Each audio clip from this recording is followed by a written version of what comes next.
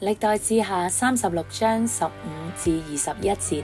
主佢哋祖先嘅上帝，因為愛惜佢嘅子民同自己嘅聖殿，不斷派使者勸告佢哋，但係佢哋三番四次嘲笑上帝嘅使者，藐視上帝嘅說話，譏諷佢嘅先知，以致主嘅烈怒向佢哋發作，無法挽救。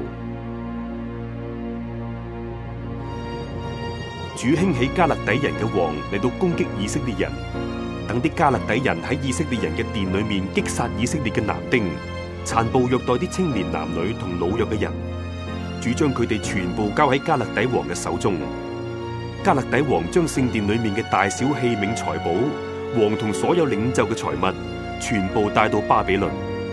加勒底人焚燒聖殿，拆爛耶路撒冷嘅城牆，火燒王宮，毀壞城裏面嘅珍貴物件。喺刀劍下餘生嘅人都被俘虜到巴比倫，做王同佢一家嘅奴隸，直到波斯帝國興起。呢個就應驗主藉住耶利米所講嘅話：地要享受安息，因為土地荒涼就守安息，直到滿咗70年。小朋友，考考你啊！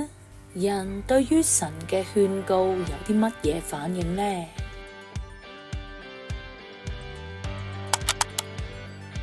唔聽話嘅小朋友始終都會有一日撞板噶。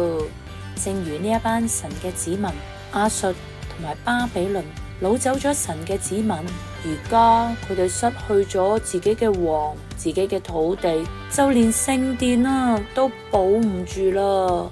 可能好多人會話，點解神會容許呢啲不幸嘅事發生噶？事實係罪帶嚟咗難關啊！不過神卻係有能力去扭轉艱難，將佢變成祝福。正如冇罪嘅耶穌竟然被判釘十字架嘅刑罰，佢係因為耶穌嘅死成為我哋嘅拯救啊！而家就同家人分享一下，你正面對點樣嘅艱難或者阻滯呢？分享完之後，等我哋一齊禱告，讓我哋將我哋正在受嘅苦交俾主，求主令我哋學習喺艱難裏邊仰望主，讓我哋睇到難關背後主嘅心意。求主指教我哋點樣去跟隨基督，遠離罪惡。今個星期嘅信仰小練習係禁食練習，學習忍耐同埋控制自己。不如我哋聽聽老師們會禁食啲咩嘢啊？今次呢，我要禁食嘅係邊一種食物呢？我就會選擇果仁。咁果仁當中呢，就會包括腰果啊、核桃啊、花生啊、呢一類嘅嘢啦，或者係開心果啊咁樣咯。咁我發覺呢，其實我係好中意食呢類嘅果仁嘅喎。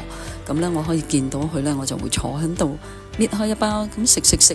食完之後呢，又會想食第二包喎，跟住又飲一杯水咁樣。咁雖然呢，果仁對身體呢就有益嘅，咁但係呢，食咁多呢就唔健康噶咯喎。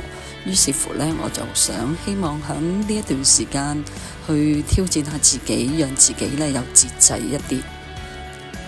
咁如果話會遇到啲咩挑戰，或者會遇到咩困難呢？我相信就係話當我放咗工返到屋企好攰嘅時候，就會覺得我好想食啲花生啊，食啲果仁令自己開心啲，咁就好驚不自覺咁就走埋去攞一包嚟食啦咁樣。或者係出去食蛋糕嘅時候，人哋話喂，叫個開心果蛋糕咧好唔好啊？咁你自己又唔醒起就好喎，咁跟住呢就會食咗開心果嘅蛋糕啦。咁呢個係我嘅今期嘅禁食挑戰。